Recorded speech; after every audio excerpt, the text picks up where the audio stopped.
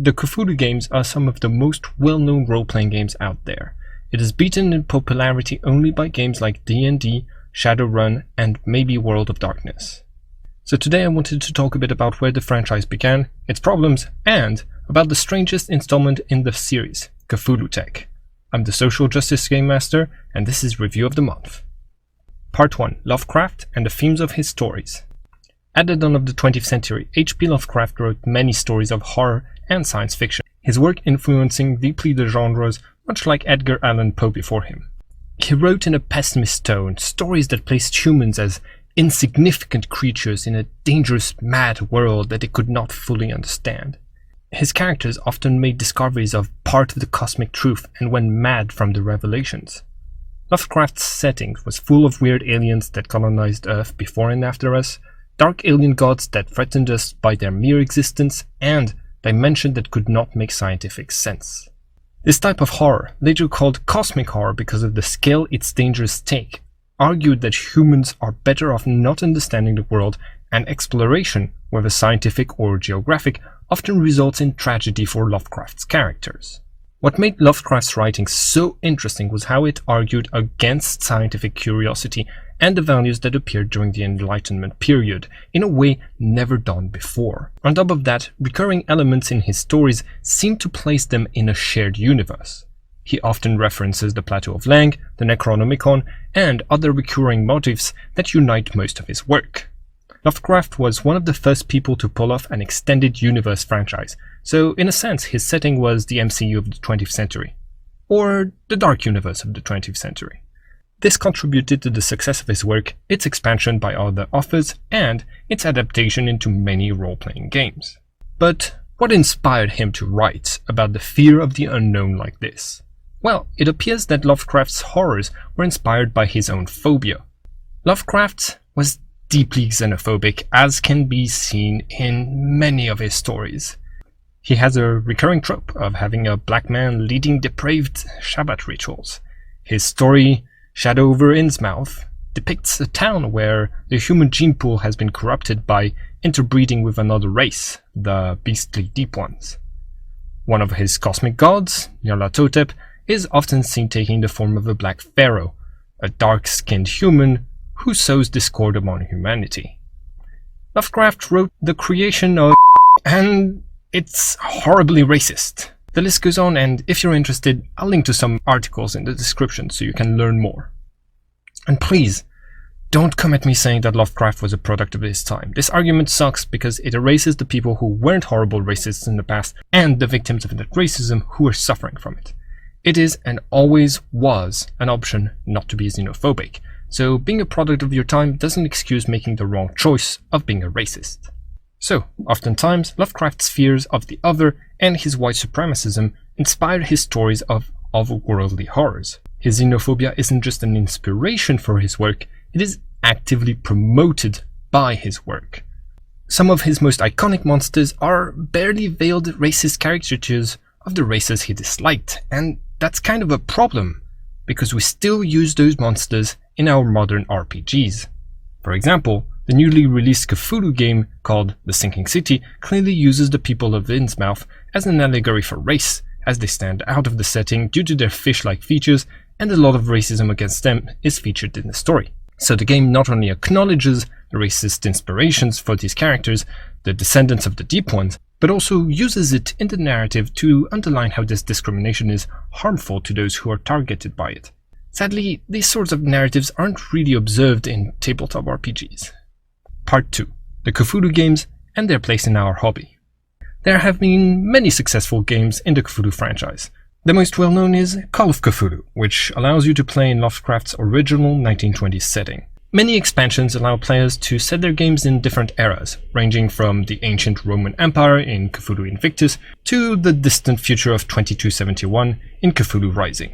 Some of the games are set in modern times as well, like Delta Green that places you in a governmental agency dedicated to investigating the Cthulhu mythos and other secret organizations that know about it. The setting was so popular that it was even adapted to be played with other game systems. Call of Cthulhu role-playing game has Dungeons & Dragons D20 system, and more recently Tremulous and Mythos World brought Cthulhu to the Powered by the Apocalypse games.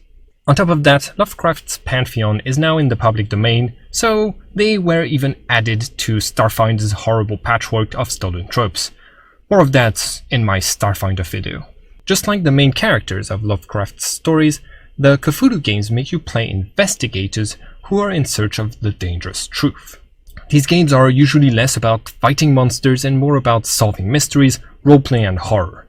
Any encounter you have with supernatural creatures is likely to make your character very mad, very dead, or worse. This sets the game apart from the power fantasy of D&D and the complex but surmountable horrors of the World of Darkness games. The deadly game mechanics of playing a frail human in this setting often have the players on their toes, reproducing some of the tension felt when reading Lovecraftian horror. And the insanity system incentivizes players to fear finding the truth, just like the characters in Lovecraft's stories do. Yes, there is usually a game system representing mental health problems in these games, and that's not great in itself, as I described in my World of Darkness video. But the Cthulhu games handle this slightly better than the World of Darkness games, because players lose control over their character when their sanity bar maxes out. So players aren't incentivized to play a mental illness they know little about, and they don't equate low morality with mental health problems like you would in a World of Darkness game. If you want to learn more about mental health problems in role-playing games, I highly recommend clicking on the top right corner for my video on the subject. Now, what does it say about the role-playing game community when one of our most acclaimed game franchise is based on the racism-promoting works of a xenophobe? What does it say about us gamers when we revel in stories facing off against monsters that are racist caricatures of people of color? A Call of Cthulhu RPG. What message are we sending out as a community that is composed mostly of white men playing a game that expands upon the very problematic work of Lovecraft? The horrific world of Call of Cthulhu. Well, it kind of makes us look bad. It sends the message that we are willing to forgive racism, sweep it under the rug, and promote stories that are xenophobic in nature. I started reading H.P. Lovecraft stories after I played a game of Call of Cthulhu, for example, and as I keep repeating on the channel, the stories we consume influence the way we act in real life. It impacts our views of others and our perception of the world, so we have to choose our stories wisely. There have been other cosmic horror writers than Lovecraft we could base our stories on. There are games of cosmic horror that encourage players and game masters to use an original setting. So we have alternatives and we should embrace them. And I see the existence of a game like Cthulhutech as a sign that we are moving in the right direction. Part 3. Cthulhutech. The only good Cthulhu game? Cthulhutech is set in the future of the Cthulhuverse. By 2085, humans have built engines that provide infinite power to our civilization, and the Mego-aliens, realizing humans could be a danger to their civilization, invades the planet. On top of that, cults of the Elder Gods have infiltrated our world government and aim to claim Earth for their Dark Masters. The players are encouraged to play either a member of the human armies, fighting for survival with giant mechs, or a citizen that gets swept up in occult conspiracies and can use otherworldly symbiotes, ancient magic, or psychic powers to survive. This makes the mood of Cthulhutech more action-based than other games in the franchise. Thanks to scientific achievements, cooperation between humans from all over the world, and understanding of occult secrets, humans can fight back against the cosmic horrors of the Cthulhu mythos. This is a sharp contrast from Lovecraft's stories where understanding and embracing these things would have caused the problem in the first place. You can pilot a mech to punch Cthulhu mechs in the face. You can transform into a powerful symbiote and wreck the millennia-long plans of Elder Gods. You're no longer a frightful investigator searching for a truth that will likely kill you.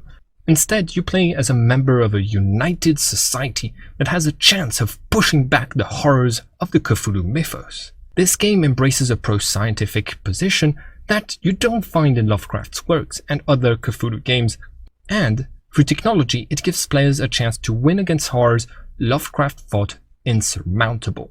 Players will find themselves creating a story of cosmic horror that can, for once, have a good ending, but only because humanity in this setting embraced curiosity and scientific discoveries instead of rejecting them like Lovecraft wanted. The setting of Cthulhutech also features the Nazadi, a playable dark-skinned genetically engineered species which ally themselves with the world government.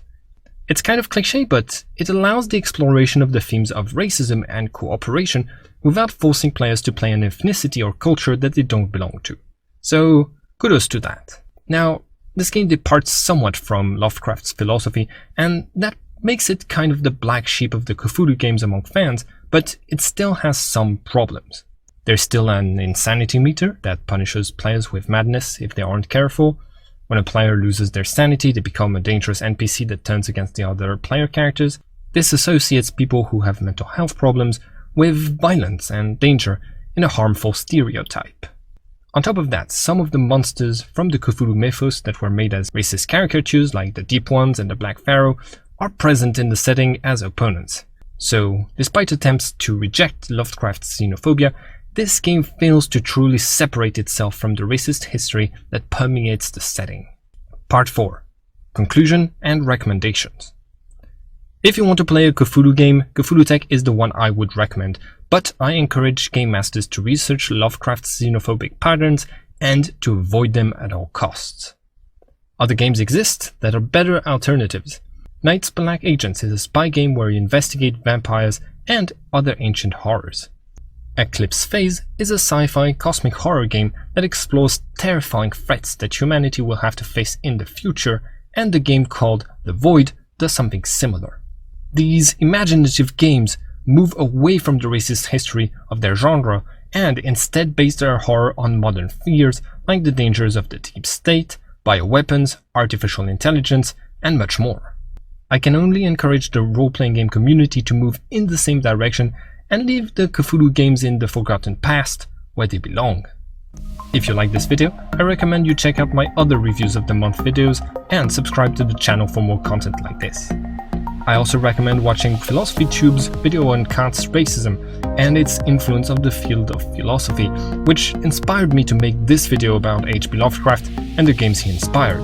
And don't forget to pop a thumbs up to help out the channel and leave a comment to tell us about your favorite cosmic horror story.